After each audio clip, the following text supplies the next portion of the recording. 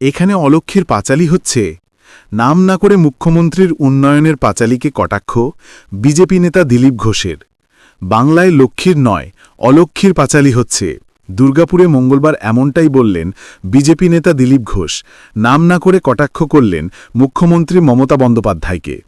মঙ্গলবার নবান্নে তার ৩ মেয়াদের কাজের খতিয়ান রিপোর্ট কার্ড প্রকাশ করেন মুখ্যমন্ত্রী।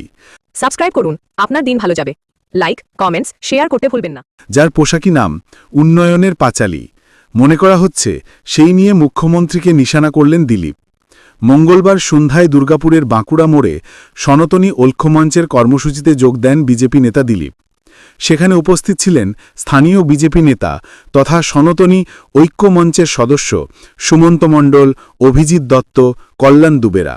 সেখানেই দিলীপ বলেন, লালু প্রসাদ যাদব যখন ক্ষমতায় ছিলেন তখন লালু চালিসা করেছিলেন, আমরা বলতাম ভালু চালিসা। আর এখানে লক্ষ্মীর পাঁচালী না অলক্ষ্মীর পাঁচালী হচ্ছে। তার পরিণামও লালু প্রসাদের মতনই হবে। এখনো যদি সাবস্ক্রাইব করে না থাকেন, দয়া করে সাবস্ক্রাইব করে দেন পরবর্তী আকর্ষণীয় ভিডিওর জন্য।